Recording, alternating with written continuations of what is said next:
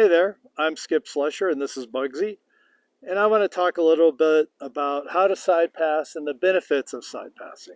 It leads to great things down the road, like it helps with your lead changes, it helps with all kinds of stuff, rating.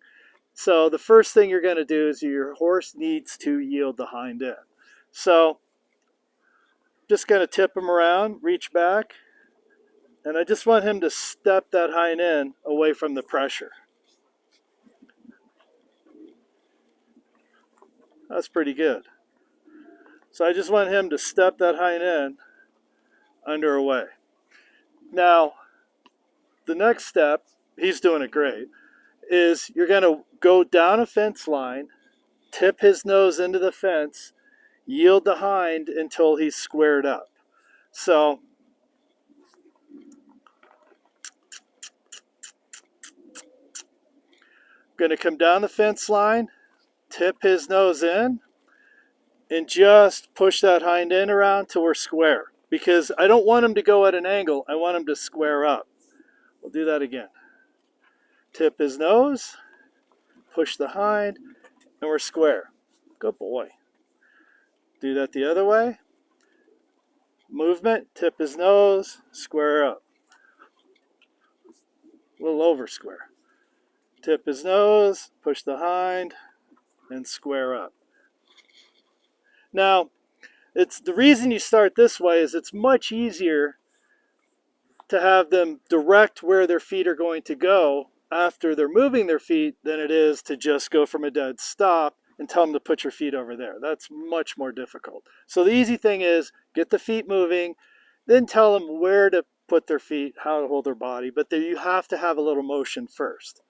So we'll come down the fence line, do this again.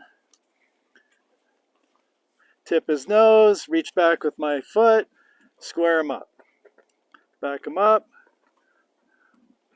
Tip his nose, reach back with my foot, push the hind end around, square him up. He's actually doing great.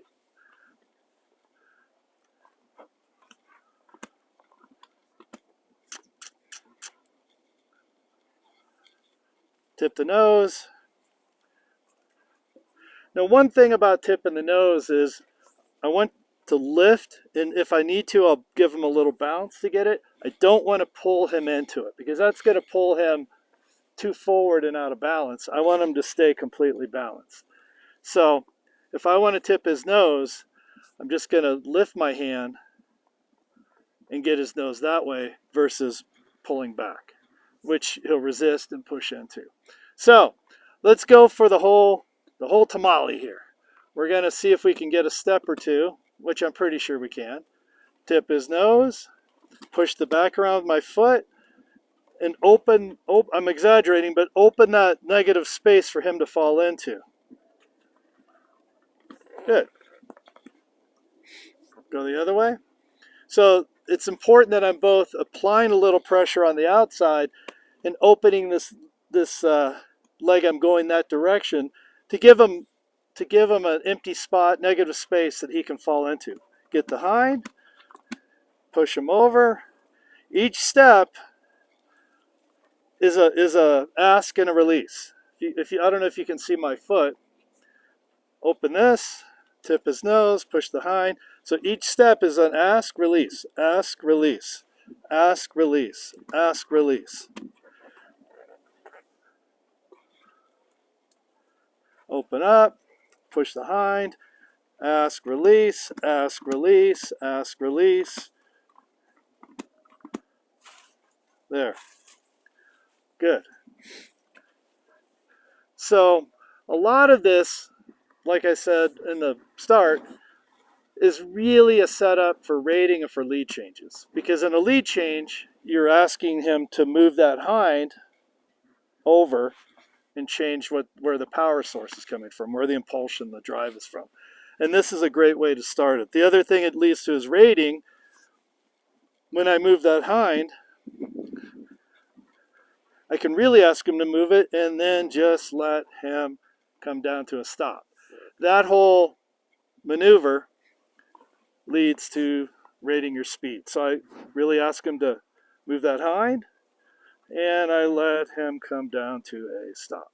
So rather than up, go, stop, go, I let him kind of filter down to a stop. So anyway, pretty quick, easy way to teach side passing, and that's it. That's how you open gates. So we'll do something in a while on how to open gates, and makes you look cool when you open a gate smoothly and effectively, and your friends all look at that and go, "Wow, look at them." So anyway, have fun with all this, and good luck.